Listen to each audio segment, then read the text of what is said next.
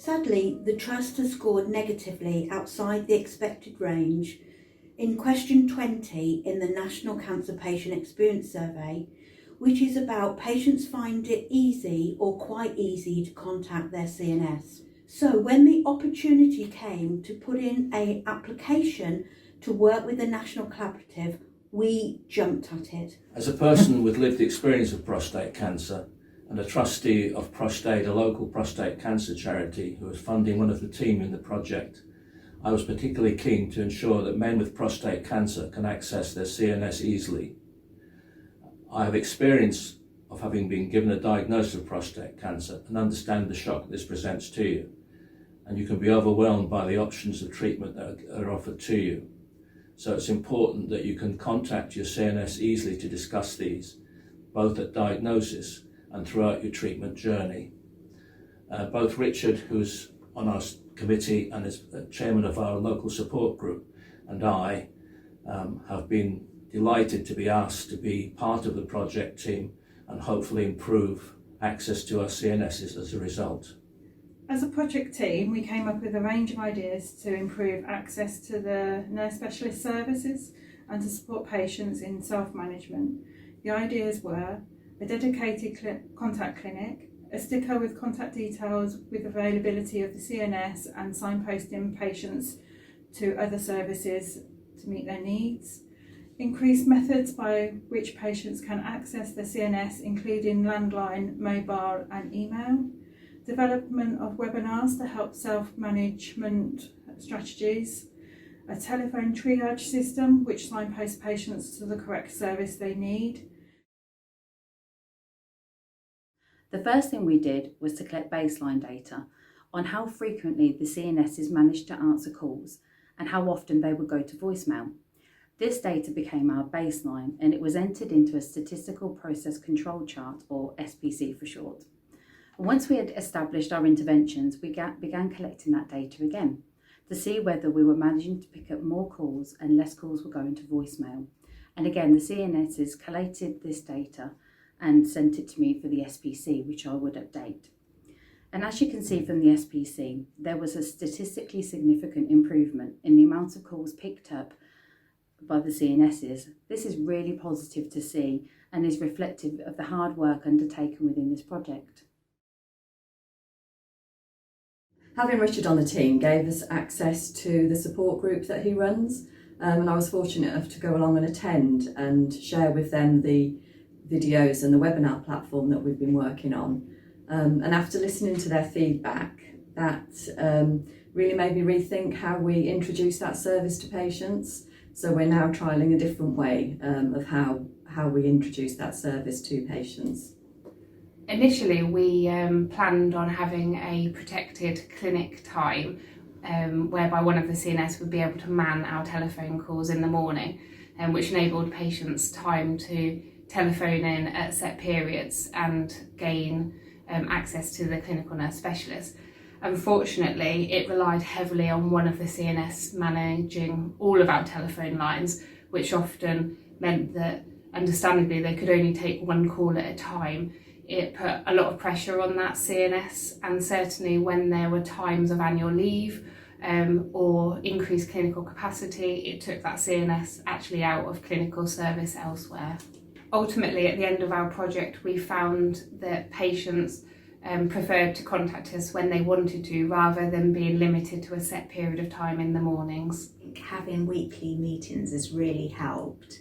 So online meetings were new to us, but I think it helped in that people attended more because they didn't have to meet somewhere. And you know, we just kept the momentum going each week, which was really nice because there was a good amount of people meeting each week. The results from the SPC chart and the local survey indicated that the patients liked the dedicated information sticker and having choice about how to access the team. The patient experience team telephoned 39 patients in February who had agreed to be contacted about their experience. From reviewing the feedback, we can see that 87% of patients found it was either yes always or yes sometimes, easy or quite easy to contact their CNS. And just a reminder that previously within the 2019 national survey results, just 72% of prostate cancer patients had said it was easy or quite easy, and this was what the main driver was for this project. We asked a number of other questions, all with really positive results. Overall, it would indicate that the interventions put in place have had a really positive effect on patients' ability and their experiences of contacting their CNS. With the development of the SPC chart, we need to make sure that the changes that we put in are actually sustainable, and the improvement that we've showed is not just a one-off, that we have really made a difference for our patients. Listening to our patients and working with them to improve access to our specialist nursing service and other services to meet their individual needs has provided us with an opportunity to share this learning across other tumour sites. The information sticker that 100% of our patients liked has now been adapted and rolled out to all patients diagnosed with cancer. Mobile phones have been invested in so that all specialist teams can offer that resource to our patients. The telephone triage system is being now used in other tumour sites, and our video and webinar service continues to grow, even providing live online question and answer sessions. However, there is still a lot more work to be done, and we will continue to listen to our patients and work with them to make sure that we are developing service that meets their needs so that we can provide the best care possible throughout their cancer experience. So the positives from the experience are I feel we are now a much more cohesive team, working more efficiently to share the workload, so it's not all the burden of one person in the office. For me, it was very much that I actually can't influence change independently, that it takes a team effort, invested time and that collaborative approach for us to achieve a positive, sustainable service change. During the project, it's actually been quite useful to have the patient involvement, which we've always known that the patient support group has been beneficial, but having the representatives has ensured that we're actually getting the views of what patients actually do want.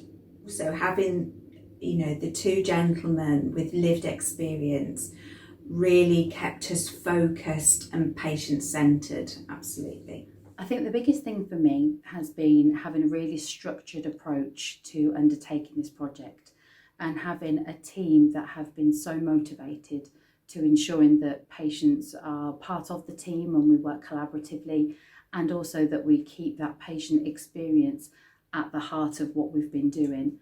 The structured approach as guided by the national team has been fantastic because it has kept us on track the whole way through. We've always known what we're doing, and actually the results that we have seen during a time that has been obviously really challenging has been excellent. And for me, working as part of that team has been such a positive experience. I want to replicate it within other services. It's been an amazing opportunity for us here at Northampton General to undertake this programme of work in partnership with our patients, improving their experience with us, which is so important, and ensuring that we've been able to provide and continue to provide the best possible care for our patients, both now and in the future. And I see this as the beginning of something that can really springboard into something bigger and better now we have the tools that we've learned over the course of this piece of work to make sure our patients do get the best experience possible. So thank you.